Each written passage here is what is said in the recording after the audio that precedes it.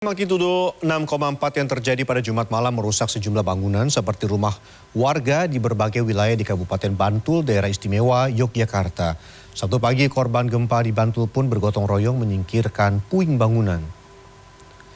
Setelah diguncang gempa, warga dusun Bangen, Bangunjiwo, Bantul mulai menyingkirkan puing bangunan.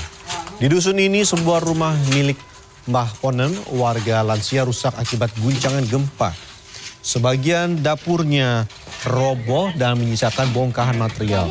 Sabtu pagi, para tetangga sekitar berinisiatif membantu Mbah Ponem menyingkirkan puing bangunan. Menurut Kepala Dukuh Bangen Rohadi, di wilayahnya hanya ada satu rumah yang rusak karena diguncang gempa. Sementara itu di wilayah Kabupaten Bantul hingga saat ini dilaporkan total 57 titik bangunan rusak yang kebanyakan terjadi karena genting yang melorot. Untuk sementara cuma satu ini, yang lain kemarin kita muter-muter belum ada laporan.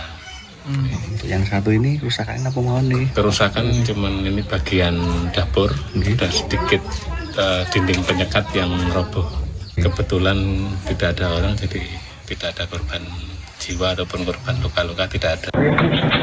Sebelumnya gempa bumi dengan kekuatan magnitudo 6,4 terjadi di daerah istimewa Yogyakarta Jumat malam, terasa hingga Kabupaten Pacitan, Jawa Timur.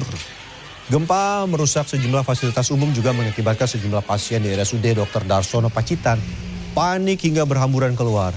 Tidak hanya membuat pasien rawat inap panik, sejumlah obat-obatan di ruang IGD juga berjatuhan hingga berantakan.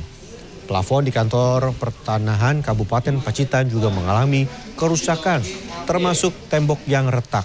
Tidak ada korban saat peristiwa ini terjadi.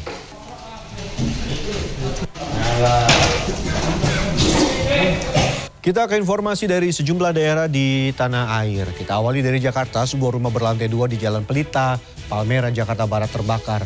Pemilik rumah yang mengetahui tempat tinggalnya terbakar menangis histeris bersama sang ibu. Asap hitam pekat terlihat dari kobaran api yang begitu cepat membakar sebuah rumah berlantai 2 di Jalan Pelita, Gang Buntu, Kelurahan Jatipulo, Jumat sore. Warga sekitar pun langsung bahu-membahu mencoba memadamkan api dengan alat seadanya. Sebelum 14 unit mobil pemadam kebakaran akhirnya tiba di lokasi kejadian. Api dapat dipadamkan 1 jam kemudian. Menurut Ketua RT setempat, kebakaran diduga dari korsleting listrik pada lantai 2 rumah yang sedang kosong ditinggal pergi pemiliknya. Tidak ada korban jiwa dalam peristiwa kebakaran ini dan kasus kebakaran kini tengah ditangani petugas kepolisian sektor Palmera. Kita beralih ke Tangerang Selatan, Banten. Berpura-pura mengamen, seorang pemuda babak belur dihakimi warga setelah ketahuan mencuri tabung gas melon di warung kelontong. Dan sejumlah warga berusaha menghakimi terduga pelaku pencurian yang sudah dikepung oleh warga perumahan Puri Pamulang, Tangerang Selatan.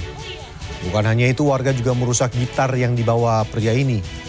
Untunglah aksi main hakim sendiri tidak berlangsung lama setelah anggota Polsek Pamulang tiba dan membawa terduga pelaku ke kantor untuk diperiksa lebih lanjut. Jumat siang saat ditemui di lokasi, pihak keamanan perumahan mengatakan terduga pelaku beraksi seorang diri dan berpura-pura mengamen. Melihat situasi sepi, ia beraksi tetapi diketahui oleh pemilik warung hingga akhirnya tertangkap dan menjadi bulan-bulanan masa. Kasus pencurian ini sudah ditangani kepolisian sektor Pamulang.